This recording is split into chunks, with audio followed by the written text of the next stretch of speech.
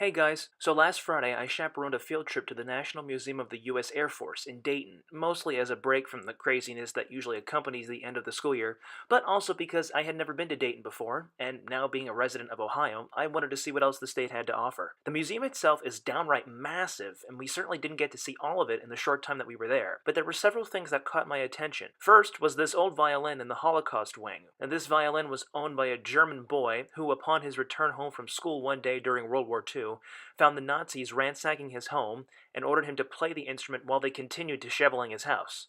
The man was a resident of Dayton and donated the instrument to the museum in 1997. Secondly, this small plaque commemorating Robert Crawford, the composer of the Air Force hymn.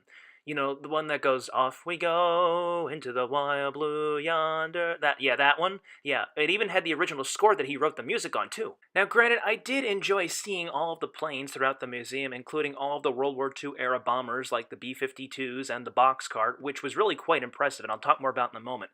But the piece de resistance of the trip had to be this: Glenn Miller's trombone. For any lover of classic big band jazz, Glenn Miller is a name you're sure to have heard before. During World War II, Glenn Miller was an Air Force captain who was essential in the development of the Army Air Force Band. And while traveling one night to play a gig, his plane went missing over the English Channel, and his body was never recovered.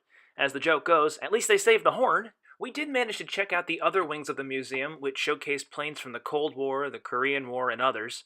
But something struck me as I walked from each exhibit. When you think about it, the time between the very first flight ever recorded in 1903 to the time of the Boxcar, which, by the way, was the plane that ended World War II with the dropping of the bomb on Nagasaki, the time between them is only 42 years. When you think about it, we went from this to this in less than 50 years.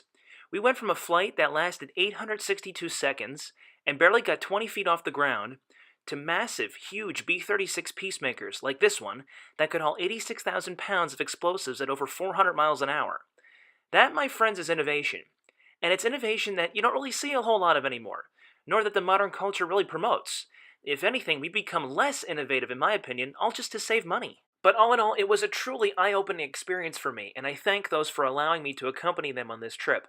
It was truly wonderful and enjoyable, and I'm not sure where my next trip will take me, but I'm really hoping it will open my eyes just as much as this one did.